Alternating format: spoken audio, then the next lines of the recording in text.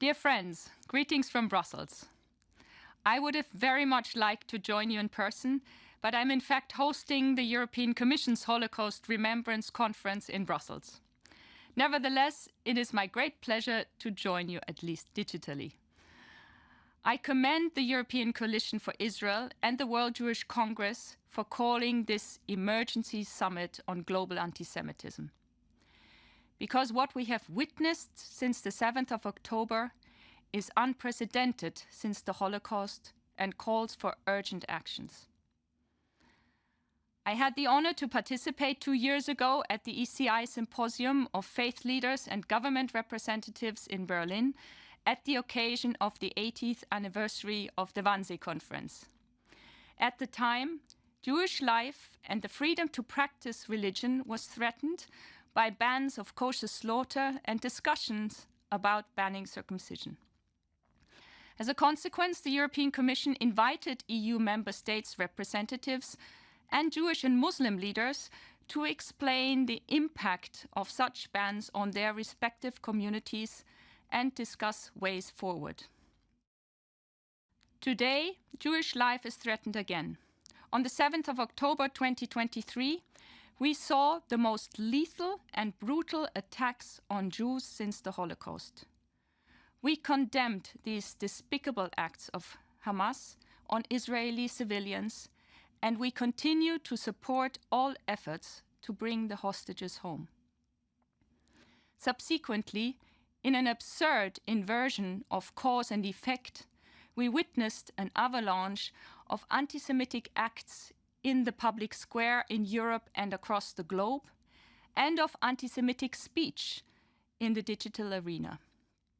We have seen calls for violence and scenes of hatred against Jews that remind us of Europe's darkest days. The European Union was built on the ashes of the Second World War and the Shoah, this unprecedented genocide in which Europe went against its own DNA, the genocide that has become the universal symbol of all evil. The European Union was built as a peace project that unites us in our diversity. If Europe fails the Jews, the European project will have failed.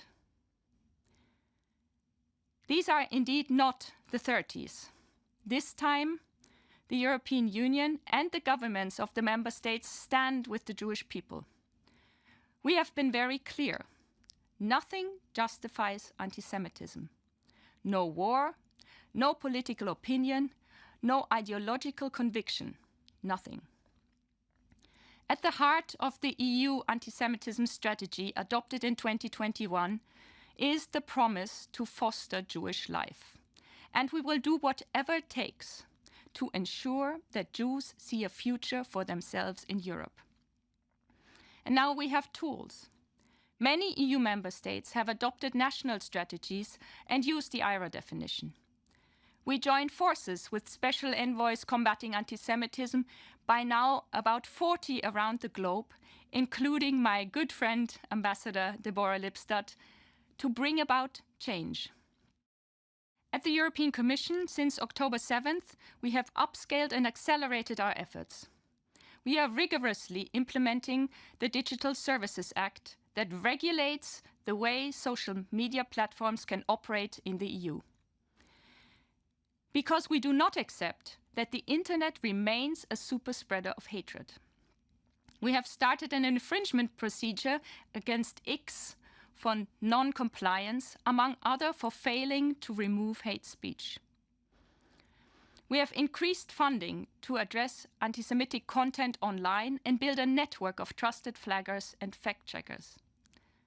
Member states are cooperating even closer with regards to the prevention of terrorism and removal of terrorist content online. The EU and member states have upscaled the security funding for Jewish premises. And since the beginning of January, we are also funding training for journalists and teachers on Holocaust distortion. We want to continue to support Jewish life and heritage in public.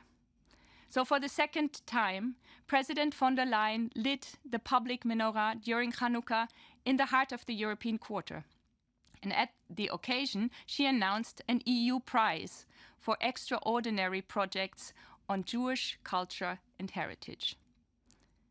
These are just a few initiatives that each have their impact. But we are, of course, aware that the challenges are far greater. When anti-Semitism is on the rise, you know that something bigger is going on. We see polarization in society that challenges our social fabric. Extremists from left, right, and Islamist quarters are joining forces to undermine democracy. Ahead of the European election in June this year, all those who cherish democracy, the rule of law, and the defense of human rights must unite and act. Nothing could be more meaningful at the occasion of Holocaust Memorial Day 2024 than a resolve to stand with the Jewish people in these difficult times and to stand up for democracy and the values we hold dear. Because never again is now. I wish you a meaningful and fruitful conversation.